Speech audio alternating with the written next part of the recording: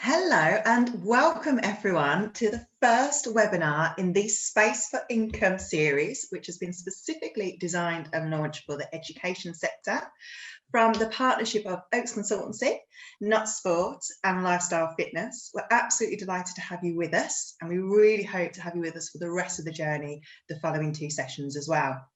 Back to today's webinar though, it's been presented by Oaks Consultancy. Hello, I'm Beth. I'm a senior consultant at Oaks, and before I hand over to today's presenter, which is my colleague Katie, I'm just going to tell you a little bit about what Oaks do and where we started and where we've been going. So we were founded in 2008, and our simple mission is to help socially minded organisations raise their game. We started with the roots in sport, but we now work with a range of organisations of all shapes and sizes across charity, housing, social enterprise, and the third sector and education.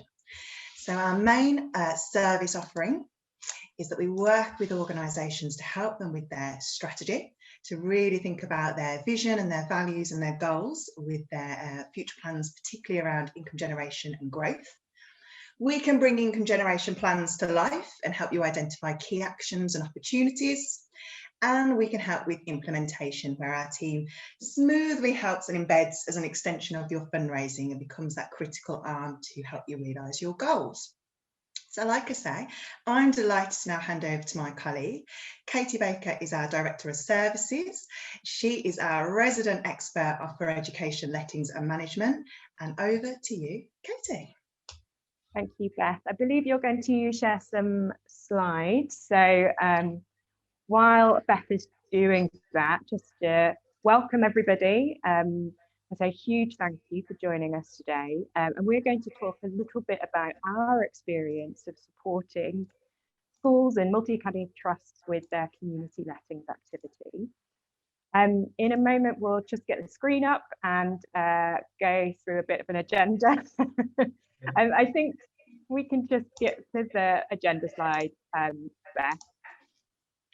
To start with, we're going to talk a little bit about the current context. Sorry, just bear with me. So I'm just going to talk about, let's go back to the agenda slide, Beth. So we're going to talk a little bit about the context that schools and trusts are currently operating in, specifically in terms of community lettings. We'll then walk you through a little bit about the why behind community lettings. So why is it important? What's the opportunity for schools and trusts? And then help you think through your own specific context. So what's the potential for your school, your site, your facilities to generate income and engage with the community through a lettings programme? And then a question we get asked a lot about is the outsourcing of your community lettings provision. When is it appropriate to outsource and when is it more appropriate to keep in-house? We'll also then, for those that do go down the route of outsourcing their community lettings provision, we'll talk a little bit about how do you do that in terms of saving yourself, getting a good deal, and a little bit about the due diligence you might want to think about when you're commissioning a provider. And then finally, just a little bit about the resources, signposting you to some other links and some help and support that you're able to access if you are in the education sector and thinking about community lettings. Fab, thank you. So in terms of the context that the education sector is kind of in, we know, I'm not going to go into detail about the last 12 months. We know exactly what many of the challenges have been, but when we think a little bit about community lettings and the income that schools and trusts usually generate through that kind of commercial activity, it's estimated that it's something like £377 million of income that would have been generated over the last 12 months that the sector has lost. And to put it another way, that's something like an average school usually generates, usually that about 8% of their income comes from that kind of activity. And during 2021, that dropped to 4%. And I feel for many schools, that's probably a much starker drop, in fact. And then Another kind of contextual factor is that in August 2020, one of the leading community lettings providers, external providers, sadly went into administration. That was obviously very sad for the people involved, but also meant that there were a number of trusts and schools who were left without a lettings provider, and with the dual challenge of having to reopen their facilities after the pandemic and also not having a provider in place to help them to do that. We'll also, when we get onto the kind of due diligence around community, external community lettings providers, some schools and trusts were actually left being owed a significant amount of money following the administration of school letting solutions. And just kind of picking up on some of the lessons around how schools might want to think about protecting themselves in the contracts that they enter into. Yes, we'll pick up on that a little bit later in the session. We work with schools and trusts really regularly, and we're engaging with them and talking to them about their challenges and the kind of aspirations they have for their school and their community. And we still find almost, on a kind of weekly, monthly basis, we're talking to schools who just lack either the skills and the confidence or the capacity to go out and make the most of a community lettings program and open up their doors to the community. So we see this as a real challenge, and we hope that this session will start to break down some of those concerns and challenges. And then finally, Sport England have just released some funding over the last month or two, which is specifically designed to support the education sector to reopen their facilities. So as a contextual kind of opportunity, we feel that this is a really good time to pick up on that opportunity that hopefully many of you listening today will be able to take advantage of. And we'll talk about that again a little bit more later in the session. Thank you. So we can go on to the next slide. So to start us off, why are you here today? Why are community lettings such an opportunity for the sector? The obvious answer is income generation. So by letting out your facilities, you can take payment and hopefully create some income, ideally some profit, and invest that back into your school and your community. Now, this is a key driver for many schools and trusts, and absolutely is really important when you're thinking about community lettings. But for many, it's not the only, or in some instances, the main driver for going out to open your doors to the community. One really obvious benefit of community lettings is just the sheer fact that you're opening your doors to the general public, that people are coming to spend time on your school site, experience the ethos, use your facilities. You would hope that that would have a positive influence on your reputation. And by having the general public there and getting to experience your school, you hope that those families and parents that might not already be connected to you might start to think about sending their children to your school, and in turn, hopefully increase student roll. Another really important driver of community lettings is the needs of the community. It's never been more kind of needed for schools and trusts to open up their doors to community groups, to teams, sports academies, to services, to voluntary organisations, all of which previously may have been using things like youth centres, community centres, which have sadly closed over recent years. So by opening up the doors to the community, you're meeting that community need and serving your community in many different ways. Just a very quick side note. When I talk about schools and when I talk about trusts, that really encompasses everybody from a kind of single maintained school right through to a single academy trust, an academy, a large multi-academy trust. So it captures everybody. So don't feel like this is talking about one specific type institution or the other. But the next kind of key driver to community lettings is being able to attract different types of funding. So by opening your doors and engaging with community groups, with voluntary organisations, with youth groups, and letting them use your facilities, you are spotting opportunities to potentially collaborate, partner, and support each other which could be attractive to different types of potentially charitable funders or commissioners. So you're providing a service, but you're also potentially attracting additional investment into your school community. Conversely, actually, just by having more people using your sports facilities, you might be opening up opportunities with bodies such as Sport England to invest into your facilities as you can prove more people are using them. And then the final driver is around business engagement. So by, again, opening your doors to the general public, there could be opportunities for local or regional or even national businesses to engage with you in different ways. And that could be as simply as offering advertising or sponsorship space around your sports facilities, or it could be through interesting corporate social responsibility partnerships with some of those community organisations that you might be engaging with. It just provides further opportunities, we feel, in our experience, for businesses to engage with the education sector. So moving on to the next slide, which is around starting to think through your own specific opportunities in the context that your school or trust is operating in.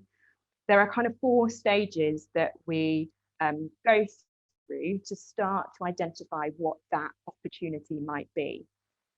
So the first thing that you want to do is think about whether your own facilities or spaces, and in the context we're talking about today, you know, it's everything from your classrooms, which might be useful for kind of adult learning or for community groups to use, through to obviously your big sports facilities. So that could be sports halls, artificial pitches, muggers, tennis courts, through to things like dance studios, theatres, drama spaces, kind of anything and everything that has a wider use than just for your school community.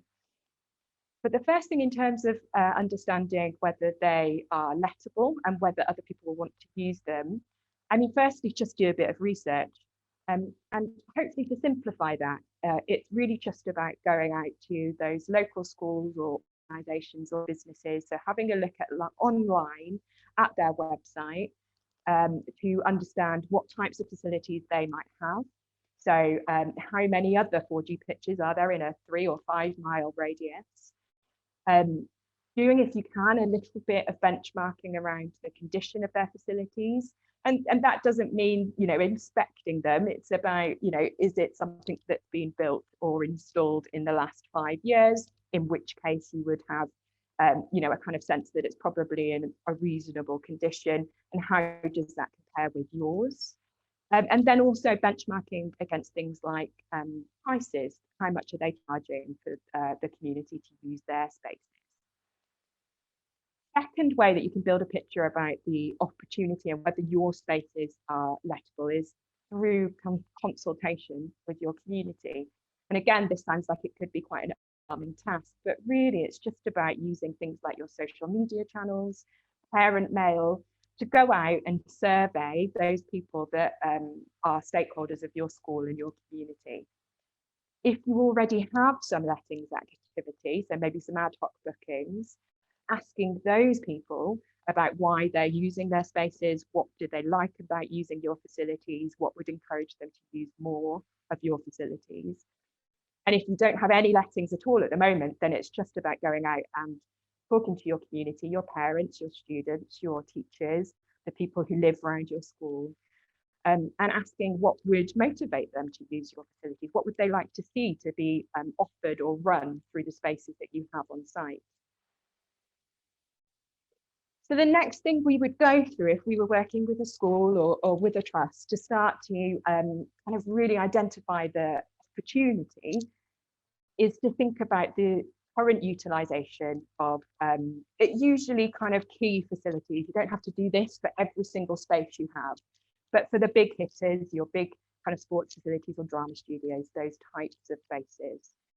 And this is particularly relevant if you have some activity at the moment. So we talk to a lot of schools, for example, who have some bookings, some community lettings activity, which they've either inherited maybe over a period of time or through joining a trust, or have just, had community groups or teams approach them to use their site. So they've not proactively been looking or marketing their facilities, but they've ended up with some bookings. And what you want to do is to figure out the utilisation of the key facilities by understanding the confirmed booked slots as a percentage of the available booked slots. You kind of want to do this by breaking it down into hourly slots. That makes it much easier. And of course, you need to take off any time or any committed activity that you need as a school, because that's not available. That's completely unavailable.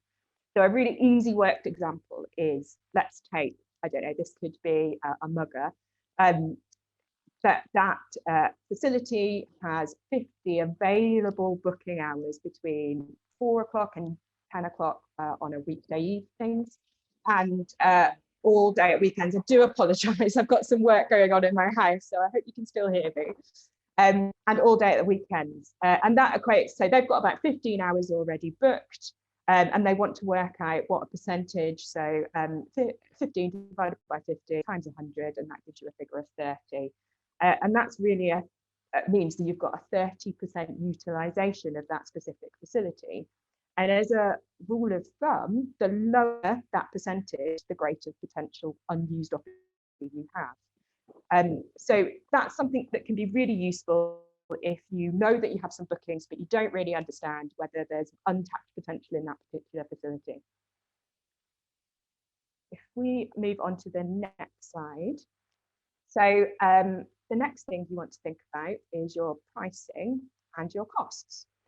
So things that you need to factor in when you're exploring community lettings, or you want to develop your community lettings, are your fixed and variable overheads.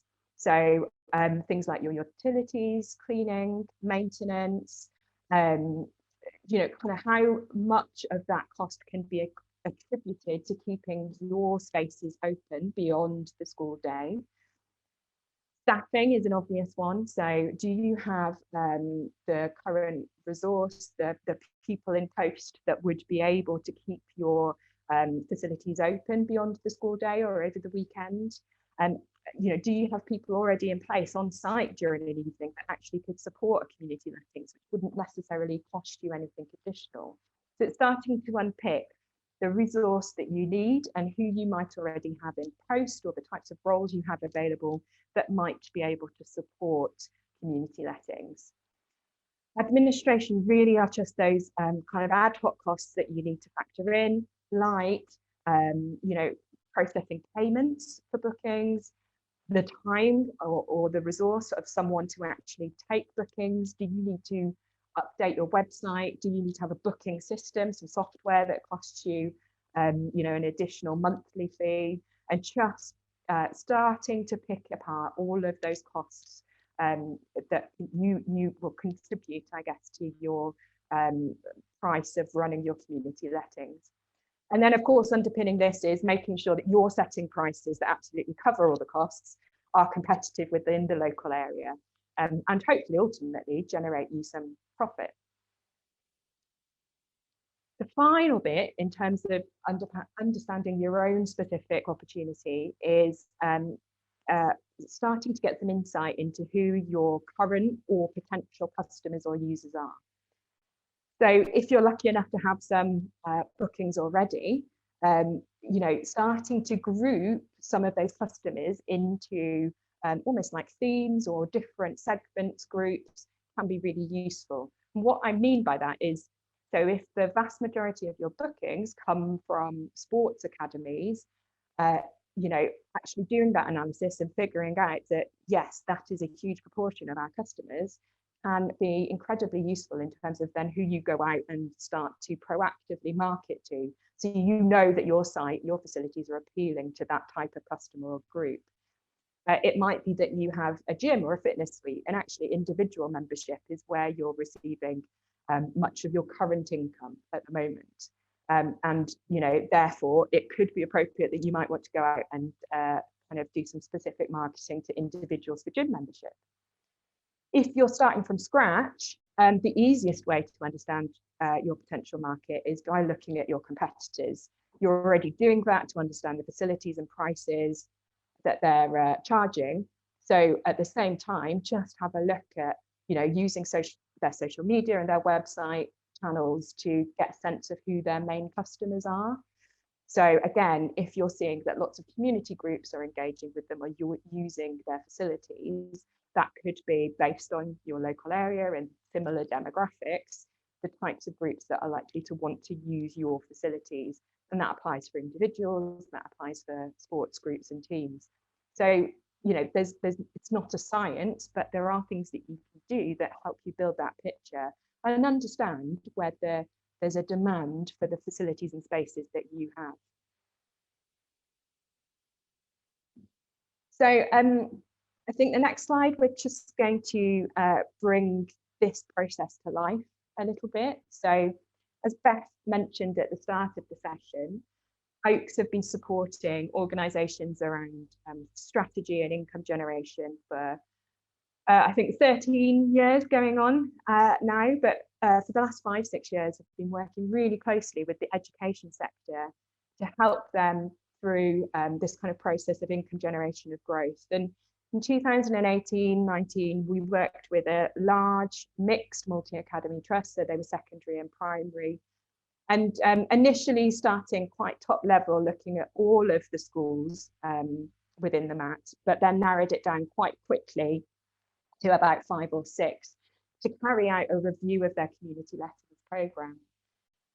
The 5 or 6 schools consisted of some that had lots of community bookings already, really successful community lettings, thriving lettings programme, right through to others that barely had a booking over a whole academic year. So a real mixture. And we worked with them to do a condition appraisal. This isn't, we're not surveyors, we're not looking at the kind of very technical condition of the facilities, but just understanding whether there are any barriers to use. So things like accessibility of changing rooms, for example, and also whether there were, real serious condition issues. So, an artificial pitch surface that hadn't been changed for 20 years. So just doing that kind of benchmarking and appraisal of the condition. We looked at the operations, so the staffing, the structure, processes and systems they had in place. We did the analysis of the income they were generating from the facilities, or certainly the key facilities across these 5 or 6 schools. We did some drilling down into the utilisation of some of their kind of big hitter facilities. We did that broader competitor analysis and benchmarking. And then we provided them with a set of recommendations, which covered both things they could do internally, so to keep the team in-house and to keep running their community lettings in-house for some schools because they had a really thriving programme of lettings, through to outsourcing the community lettings for some of their sites. And I'll talk a little bit in a moment about when it's appropriate to think about that. And then we supported them with the end-to-end procurement of the third-party outsourced provider for, I think it was 4 of their schools in the end. And at the time, we projected that this process, making those changes, going to the outsourced provider for some of their sites, would generate an additional roughly 300,000 over 3 years. Now, obviously, since then, we've had the COVID pandemic, so this hasn't quite been realised in terms of the first and second year, but we hope that that's still very realistic. It might just take them 4 or 5 years as opposed to the 3 we originally were looking at. So if we can move on to the next slide, we're going to get into the kind of nitty-gritty of outsourcing versus keeping your community lettings in-house. And we like to think of it across kind of 3 different factors. So there's opportunity plus capacity plus customers. So the first question is, do you have the opportunity? So is there untapped opportunity to generate income, i.e., do you have facilities? Are they in decent condition? And is there some demand in the local area to use them? Second question is, do you have internal resource or capacity to support the admin and management of those bookings? And then finally, in terms of customers, do you have an existing customer base or know how to get one? So you might already have a few bookings, so you've got, you know, a base of customers and you feel like you can build on it, or you have some really good links with your community, a kind of network of people, and you know how to go out and do some marketing to that group of people. So if you've asked yourself all those questions, if we move on to the next slide, if you answer yes to all of those, then in our opinion, we feel that you have the sufficient opportunity, staffing, and the potential customer base to keep your community lettings in-house and run that successfully within the resources and the structures that you have as a school or a trust. So you have facilities that are underutilised outside the school day, you have sufficient admin and site staff, and you have a network of customers. And of course, the key benefit to this is that any income you generate, you get to keep. You do not have to share that with an external third party. So in some circumstances, it's absolutely right to think about keeping it in-house. It's still not for everybody, but again, as a rule of thumb, that's a really good kind of process to think through if this is something that, you know, a challenge that you've been facing. And then if you have answered yes to opportunity, so again, you still do feel that you've got, you know, facilities that people would want to use, there's a demand for them, that they're in decent condition, but you've answered no to capacity and or customers, then in our opinion, outsourcing is something that you should think about. Because, you know, you don't necessarily have that internal resource. You have no way of being able to pay for that quickly because you haven't got a ready-made customer base. You're perhaps lacking confidence or lacking the networks in your community to go out and attract those customers quickly. So then outsourcing could be right. And external community lettings providers, they do, as a rule, a number of things. So they all differ slightly, but this is, you know, kind of talking quite generally. They're able to support with the marketing of your facilities, so digital and physical marketing and attractive customers and groups on site. They'll set your prices in a way that is reflective of the kind of, you know, local market and your competitors, as well as hopefully then generating the profit on top of that. They'll manage payments, they'll manage bookings, they'll take bookings, and they'll do that obviously in a GDPR compliant way and look after your customer data. And then, of course, they will also be on site to open your facilities, close, troubleshoot, provide security, and obviously their staff are DBS and security checked as well. It is worth saying that outsourcing your community lettings doesn't have to be forever. You might want to think about using outsourcing as a kind of stepping stone into having your own in-house activity. So you might want to think about working with a provider for maybe 3 to 5 years to really embed community lettings into your school or trust and to crucially build that customer base.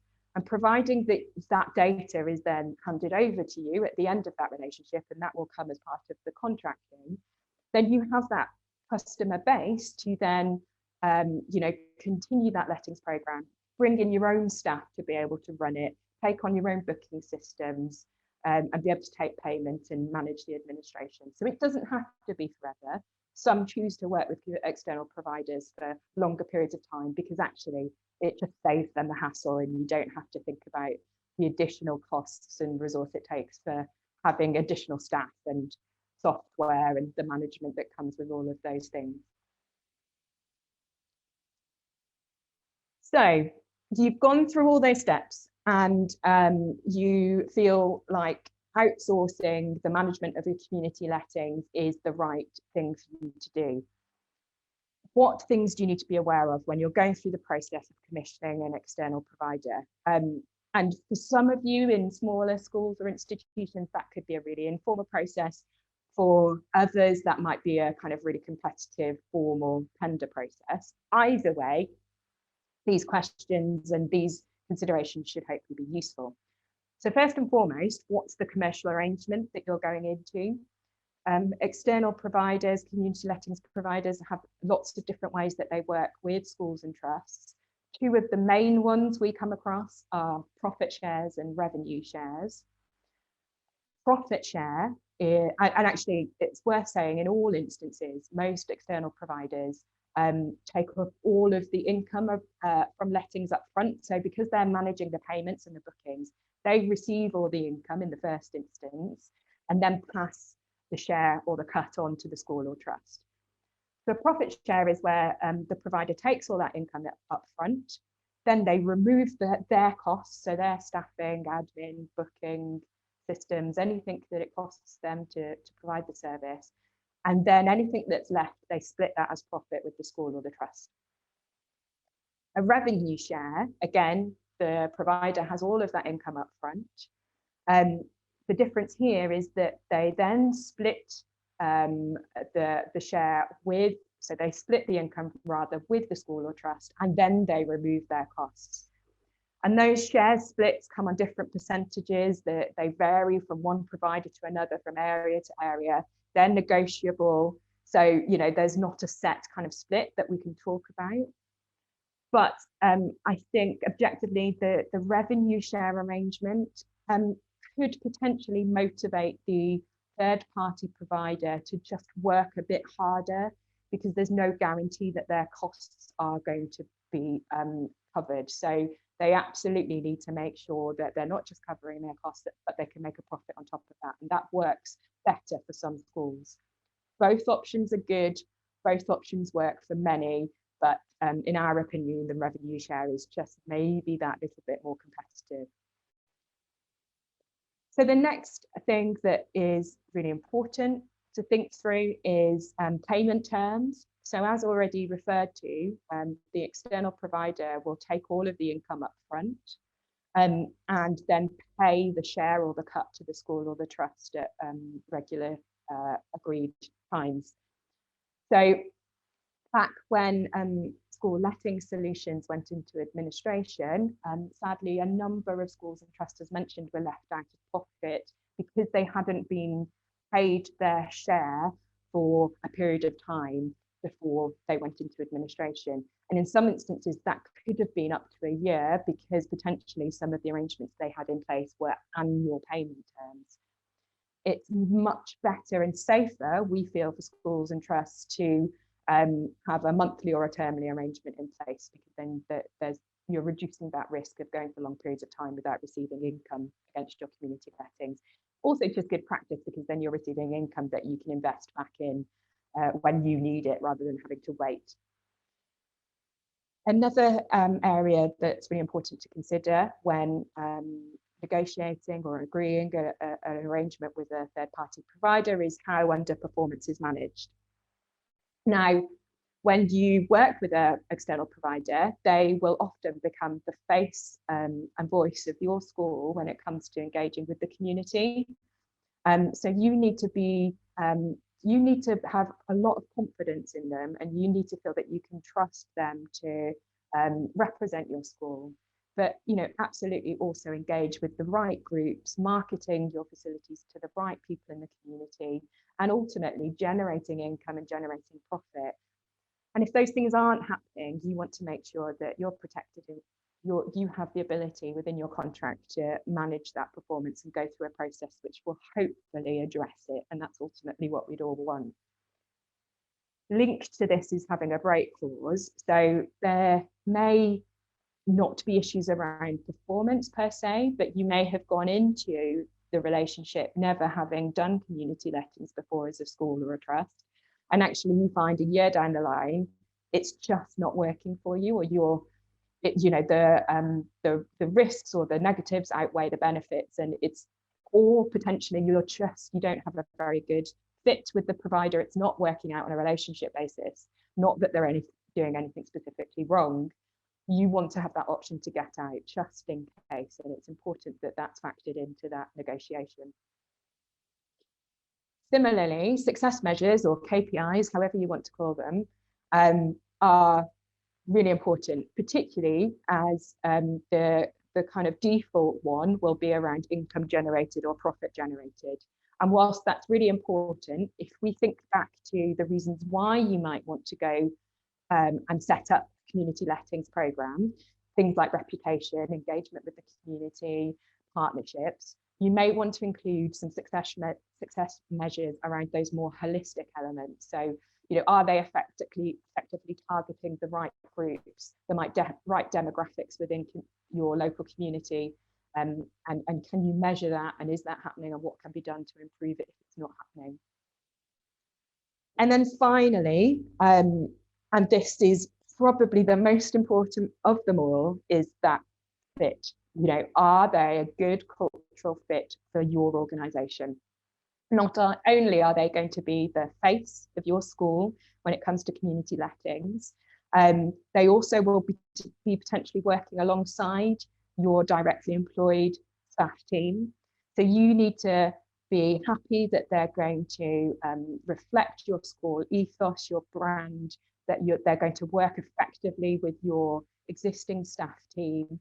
And to do this would suggest, not just checking out references that they might provide you directly, but maybe doing your own investigation into, potentially schools that they work with in your local area, and maybe just having a chat with your peers in those schools and getting a sense of how well they've worked together. So I think the next slide is just going to be talking a little bit about additional help and support. At Oaks, we're really passionate about supporting the education sector to engage with their communities, to make the most of the assets that they have, and to generate income that they can invest back into their schools community.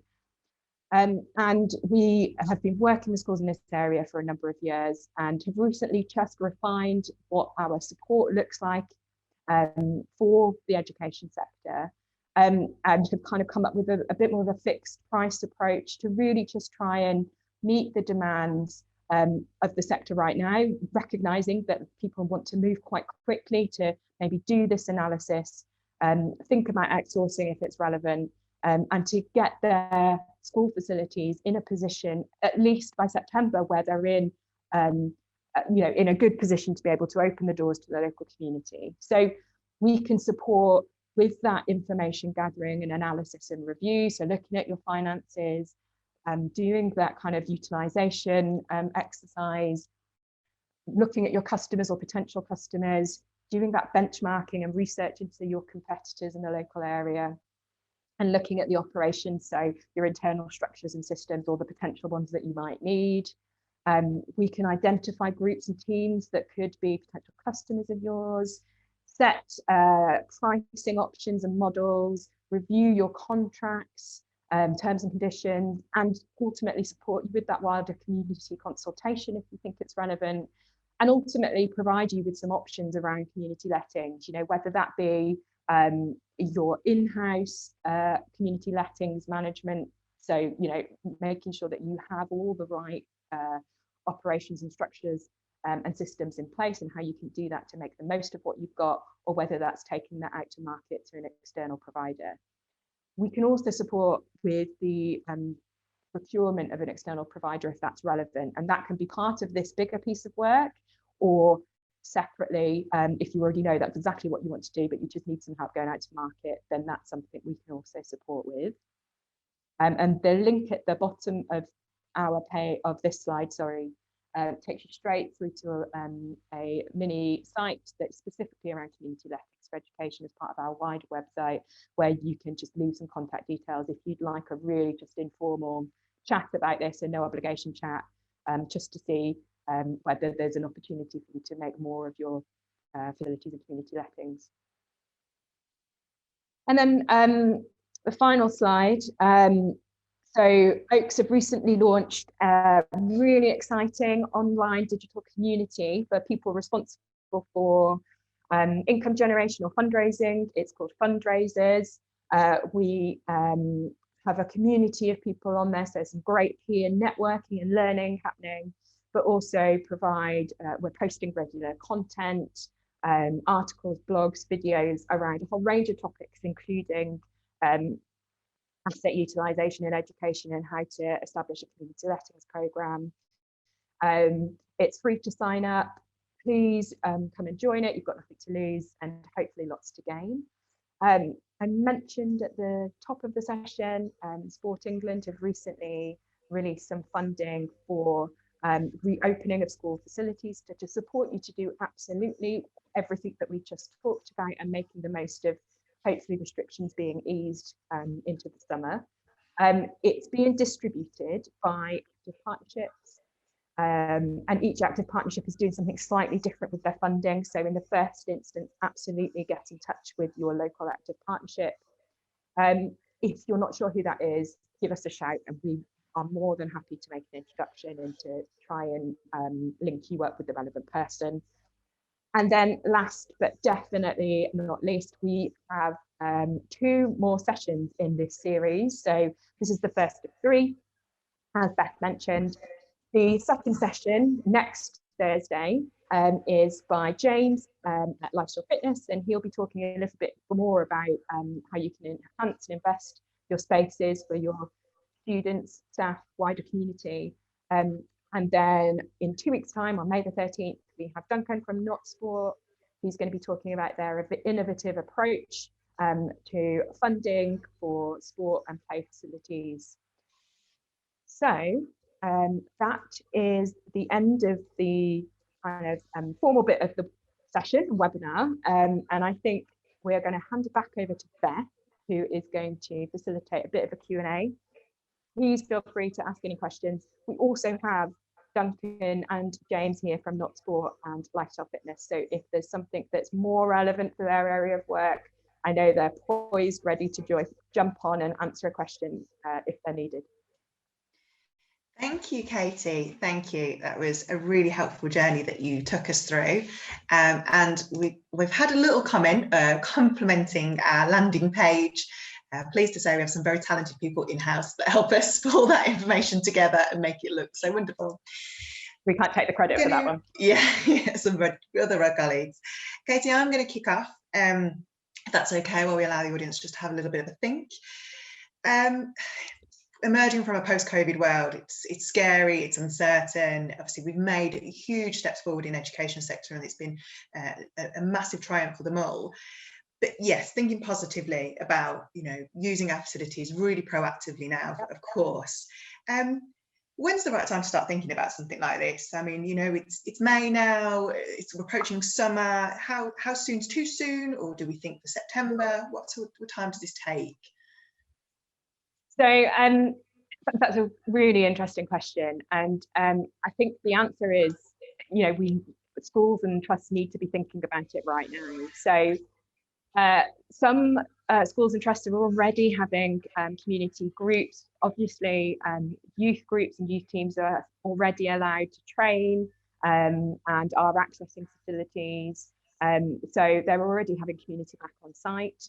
For those who want to think about using the opportunity of having their facilities closed for so long to kind of relaunch their community lettings program, or may have been affected by school lettings solutions going into administration, so maybe have lost their provider, they really want to be thinking about it now in order to hopefully have something in place for September, when the hope is that everything will be back open in a way that we're more familiar with, and that the entirety of the community can then start to engage with facilities again. So give yourself as much time as possible, and I would say between April and September will go very quickly. Of course, whilst juggling everything else that they have to juggle. Really interesting question that's come in is, have we had experience, or in your opinion, is there a notable difference between schools in more rural compared to more urban areas in terms of opportunities for lettings? Yeah, that's a really good question. And actually, for rural schools, there's a potential that there are less competitors. So if you have some high quality sports facilities in particular, then you're competing with less people. So we sometimes struggle more with people in very urban areas who have 5 or 6 4G pitches on their doorstep, and they have to be really competitive in terms of their pricing and really aggressive in terms of their marketing. Whereas schools in rural areas, I think have a bit of an advantage, even if they just have to work a bit harder for marketing because the community might be a bit more disparate, and it's a bit harder to perhaps engage with some groups, or people have to travel a bit further. But the lack of competition is almost certainly an advantage for some rural schools. Absolutely, brilliant. Going back to the sort of the start of the presentation, we were talking about the really unfortunate collapse of schools letting solutions. Now, obviously, we can think a lot about it in hindsight, but in your advice, what sort of things should the schools be asking in terms of due diligence when we're talking to third-party companies around, balance sheets, cash flows? What sort of advice do you think we should be asking during that process? I mean, I think that's a really good question and a quite difficult one to answer. I think that there is information available in the public through Companies House where you're able to look at some of the finances of the organisations that you might be engaging with. I think the best thing to do really is go through those steps that we've talked through in this webinar, because it's about protecting yourself. You can't predict the future of another organisation. Yes, you might want to check that they have a certain amount of reserves or that they don't have a certain level of debt, and you might have some measures around those things that you apply to your procurement generally. But actually, it's about making sure that that contract protects you, because if something happens, ultimately you don't want to have already gone 12 months without being paid a share of your lettings revenue, and you don't have control over that organisation and how they conduct their business, really. So actually look at how robust your contracts are, and that those clauses are really designed to ensure that should the worst happen, the kind of disadvantage or the risk to you is minimal. Absolutely, absolutely. Going back to talking about community feedback, I think, say the demand, the interest that potentially could be there. What are some top, simple routes to doing that, and how much is enough? Like, what's the benchmark? How much feedback are we looking for? Yeah, this is it's always a difficult one, because I'm sure we all know, if you think of even consultation within probably your student body, it's quite difficult to get high levels of engagement unless you're trying to bribe them with certain like prize draws and things like that. So you want to try and do consultation, but I set expectations that you might not have huge levels of engagement, but actually having surveyed and spoken to certain groups within community will just usually help reinforce probably what you already know about your own facilities and the demand and the need. But if you can, it's always a good idea to perhaps look at doing even a couple of small focus groups, because surveys, as useful as they are and effective as they can be, for many people they're quite easy to ignore. Whereas personally inviting someone to be part of a focus group, and then you get to handpick, I think, just a diverse group that represent either your students or your staff or your community. And you can do them online, they don't have to be something you do in person, but then having a real, in-depth conversation about either why they use your facilities and what they would like to see more of, or if they're not using, what would encourage them to engage with your facilities. I think it can just be kind of much better quality information. But then if you back it up with a survey, then you're getting both that qualitative and quantitative information that hopefully will help build that picture. Thank you, thank you. So what if, for example, I've got a question that's come in sort of saying, if we're starting from scratch, obviously everything that's happened over the past year, prior to that, data's kind of missing, haven't really been accurately recording our usage in school or outside school, where do we start? It seems quite overwhelming.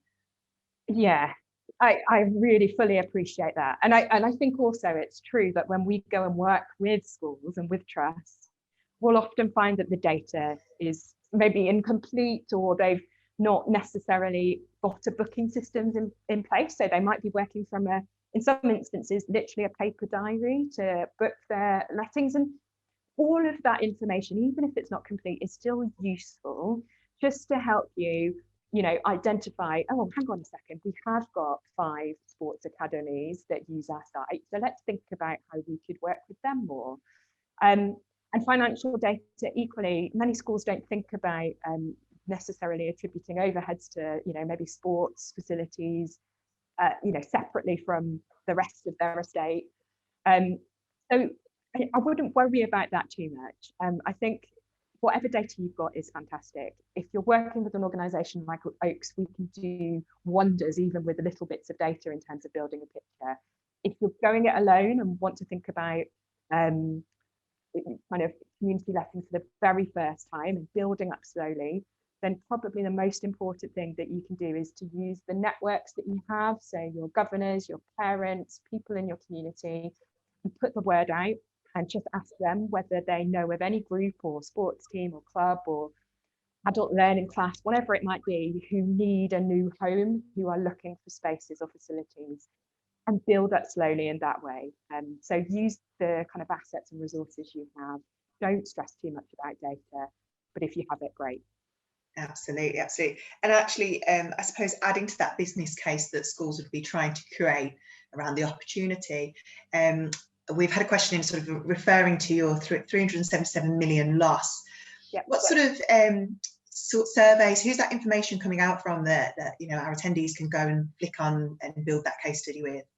Yeah, so there's a really interesting report that's released every year by a group of accountancy firms that specialise in education, and it's called the Preston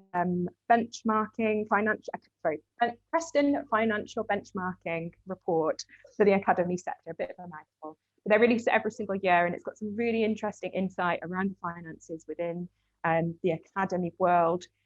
Obviously, this year has been a bit of a special edition, surprise, surprise, but it does touch upon the opportunities that have been lost. Really useful for school business managers and actually anybody who has an interest just in terms of, kind of how the academy sector and how schools are run, to do a little bit of their own benchmarking against the information in that report. But yeah, that's absolutely from there. We can share a link in the follow-up if that's useful for people. Thank you, thank you. And also thinking about, say we've got some letting bows and local sports team. How sensitive is a new partner, is a new kind of facilities manager to those existing arrangements? How customizable actually is a partnership? Are they quite strict, this is what we're doing with you, or have you got a lot of say? That's a really great question, and I think that any good external lettings provider worth their salt will absolutely go into this as a complete partnership. They understand through working with schools and academies and trusts that there are legacy kind of partners and groups and teams that use the facilities and might be using them for free. They might have a kind of quid pro quo kind of arrangement going.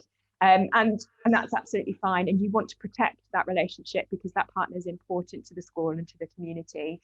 And it is absolutely up to the school to kind of set those parameters when they go into that arrangement. But a good provider will understand that. They'll be used to working within the constraints of what's important to a school and the wider community that makes up the school. So that shouldn't be a barrier. But as long as it's it should come up very early on in terms of the questions they're asking you when they're coming to meet you. Who are your legacy bookings? Who do you want to? Who's protected?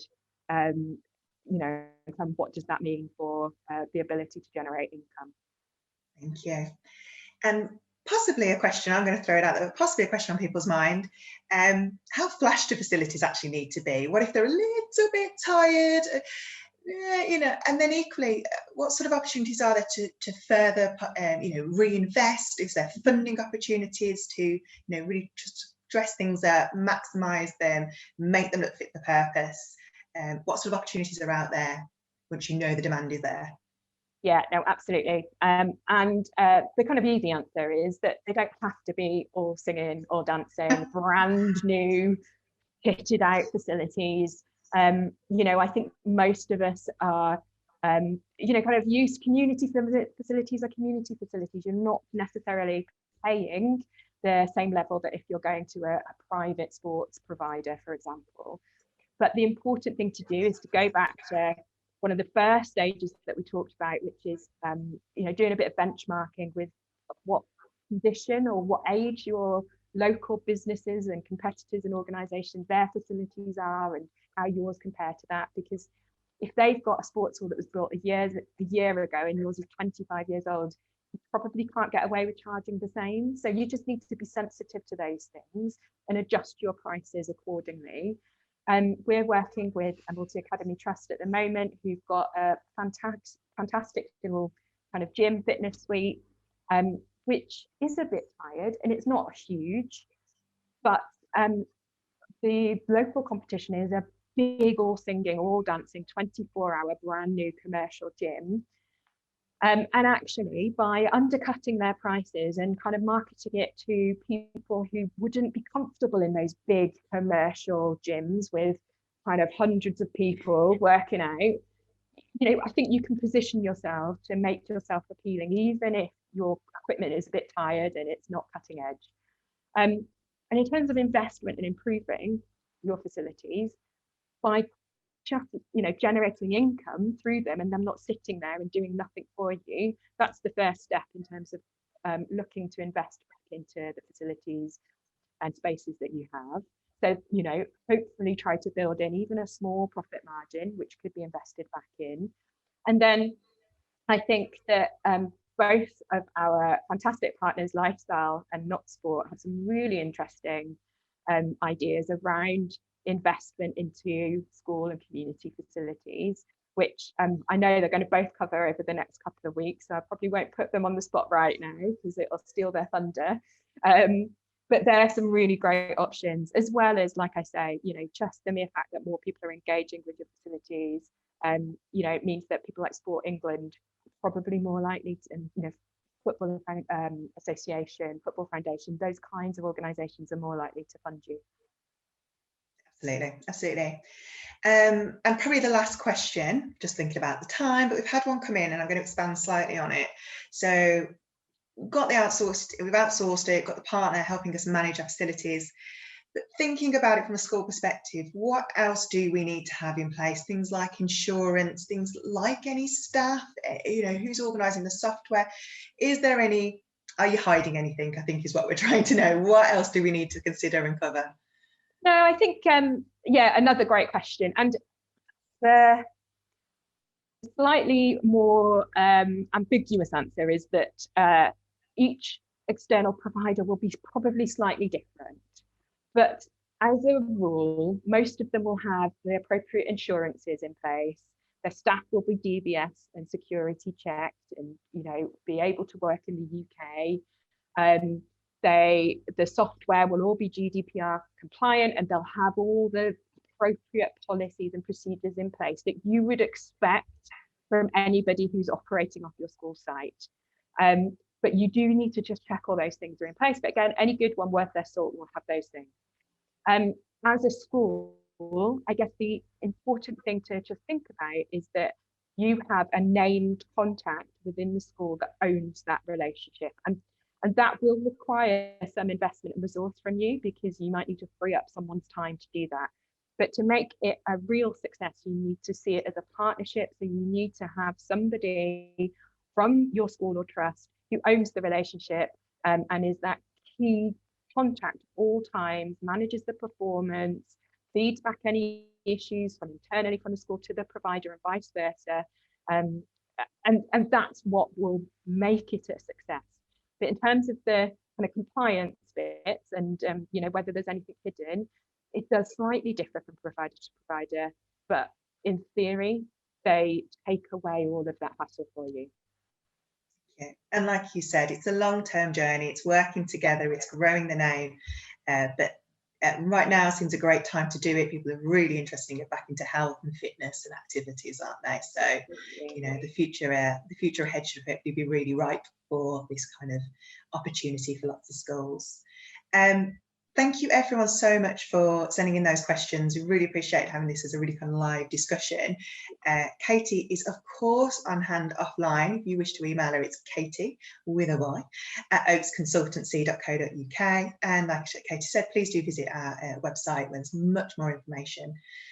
we really hope and welcome you all to the next couple of sessions that are up on your screen now, and lots more insight, like I said, about funding streams and community outreach, which I'm sure will hopefully bring all of this together in the narrative about how you can take this opportunity forward and create that really compelling business case or excel what you're doing already. Katie, thank you so much for your time. Thank you, everyone. Fantastic to hear from you, and thank you so much to everybody who's joined us, and we'll see you soon. Thank you.